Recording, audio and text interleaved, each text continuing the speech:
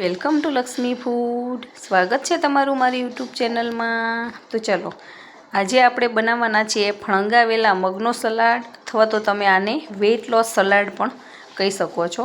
અને આ એકદમ પ્રોટીનથી ભરપૂર અને તમને બોડીમાં એકદમ એનર્જી આપે એવો સરસ મજાનો આપણે સલાડ બનીને તૈયાર કરવાનો છે. તો ચાલો મારી વિડીયોમાં લાસ્ટ સુધી બને રહેજો કે આ સલાડ હું કેવી રીતે બનાવું છું એ તમને બતાવું છું. તો મગને મેં પહેલાંથી જ ફણગાવવાની રીત બતાવી દીધેલી છે. વિડીયો એકદમ લાંબો ના થઈ જાય એટલા માટે હું ફણગાવેલા મગની રેસીપી નથી બતાવતી, તમે મારા ડિસ્ક્રિપ્શનમાં જઈને જોઈ લેજો. હવે આપણે સલાડ બનાવવા માટે ફણગાવેલા મગ અહીંયા લઈ લીધેલા છે અને એકદમ બારીક બારીક કાપેલું બધું શાકભાજી લેવાનું છે. એની અંદર મેં કાકડી, ગાજર, પછી કોબીજ, ટમેટાં, ડુંગળી અને કાચી કેરી લીધેલી છે. આની અંદર બીટનો ઉપયોગ પણ આપણે કરીએ છીએ. અત્યારે મેં બીટ નથી નાખ્યું કેમ કે મારા બાળકને નથી ભાવતું એટલા માટે, પણ તમે એનો પણ ઉપયોગ કરી શકો છો.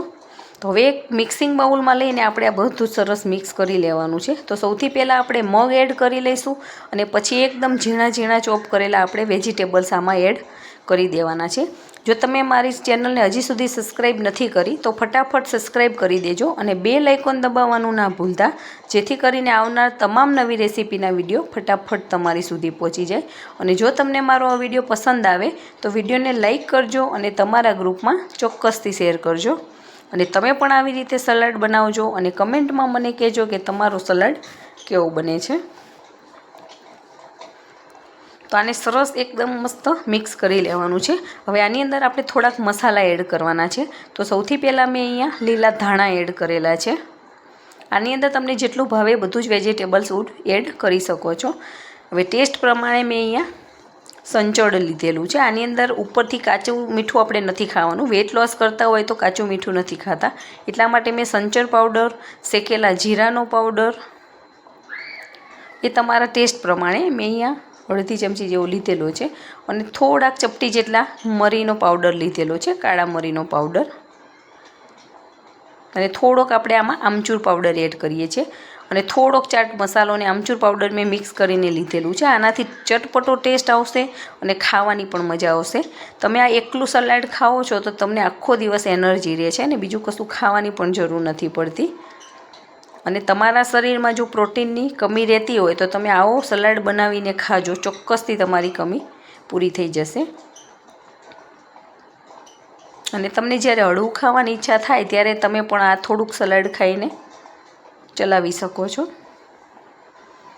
હવે લાસ્ટમાં આપણે લીંબુનો રસ એડ કરી લેવાનો છે. આની અંદર આપણે કાચી કેરીનો ઉપયોગ કરેલો છે, તો પણ આપણે થોડોક લીંબુનો રસ એડ કરવાનો છે. એનાથી આપણો ટેસ્ટ બહુ જ સરસ આવશે. અને જો સિઝન ના હોય ને કેરી ના મળે તો તમે એને સ્કીપ પણ કરી શકો છો. જેટલા વેજીટેબલ્સ આપણી પાસે હોય અવેલેબલ એટલા આની અંદર એડ કરી લેવાના છે. અને સેમ આવી જ રીતે આપણે સલાડ બનાવી લેવાનો છે. અને હવે એક સર્વિંગ બાઉલની અંદર આપણે સલાડને સરસ મજાનો સર્વ કરી લેવાના છે. બધાનો ફેવરેટ એવો સરસ જોતાં જ ખાવાનું મન થઈ જાય એવો વેઇટ લોસ સલાડ અથવા તો ફણગાવેલા મગનો સલાડ આપણે બનાવીને તૈયાર કરેલો છો. તમે પણ આવી રીતે બનાવજો, છે ને એકદમ સરસ.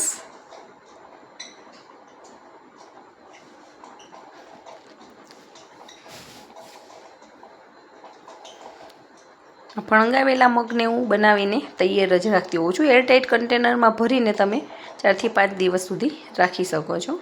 તો તમે પણ બનાવોને એન્જોય કરો. Thank you.